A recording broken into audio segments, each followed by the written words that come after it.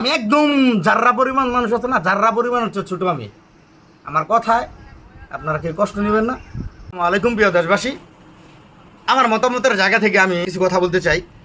আমরা যাদের পছন্দ হয়েছে আমরা দানের শীষে ভোট দিছে, যাদের পছন্দ হচ্ছে জামাতে ভোট দিছে, যাদের পছন্দ এনসিপিতে ভোট দিছে।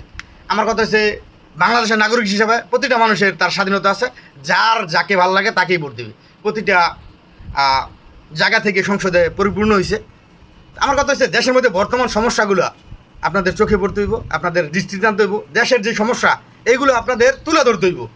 সব দল মিলা কীভাবে দেশটারা সুন্দরভাবে পরিচালনা করা যায় সেইগুলো নিয়ে আপনাদের ভাবতে হইব।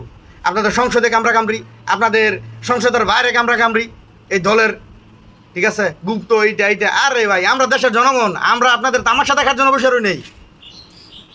বর্তমান পরিস্থিতিতে দেশের যে অবস্থা, আমরা আপনাদের তামাশা দেখার জন্য বসে রই নেই। আপনারা যেই দলের মানুষই হন, আমরা দেশের নাগরিক হিসাবে, যারা সাধারণ নাগরিক হিসাবে, তাদের একটাই দেশের এই প্রতিনিধিদের কাছে, যারা সংসদ সদস্য, তাদের কাছে একটাই চাওয়া, এই দেশটা সুন্দরভাবে চলুক।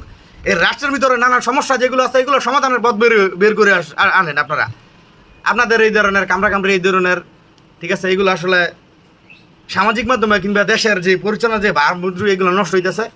আপনারা এগুলো বন্ধ করেন, বিনীতভাবে হাত জোর করতেছি। আপনারা দেশ নিয়ে ভাবেন, আপনারা সুন্দর করিয়া নিজেদের লোভ লালসা, নিজেদের খুব এগুলো মিটাই নেন, ঠিক আছে। আর ভাল লাগে না এই বাংলাদেশে, সোজা কথা আর ভাল লাগে না। এই বাংলাদেশটা যদি এইভাবে চলতে থাকে, প্রতিটা রাজনীতির ক্ষেত্রে, প্রতিটা জায়গায় যদি আমরা এইগুলো দেখি, তাহলে আমাদের এই দেশ উন্নয়ন কবে আর আমাদের দেশের মানুষ নিয়ে কথা বলবে কবে? মানুষ নিয়ে সংসদে কথা বলবেন কবে? যেটা সমস্যা সেটা চাপাবাদি দেওয়া আপনারা এটা তো সরাইতে পারবেন না, চাপা দিতে পারবেন না। যেটা সমস্যা সেটা দেশের মানুষ বলবে। দেশের মানুষের সমস্যা কীভাবে সমস্যার সমাধান করা যায় সেটা আপনাদের প্রতিটা দলের সবাই একত্রিত হয়ে এটা সমাধান করতে হইব। তো আমি আপনাদের কাছে এটাই বল, আমি একদম যার্রা পরিমাণ মানুষ আছে না, যার্রা পরিমাণ হচ্ছে ছোটো আমি। আমার কথায় আপনারা কেউ কষ্ট নেবেন না।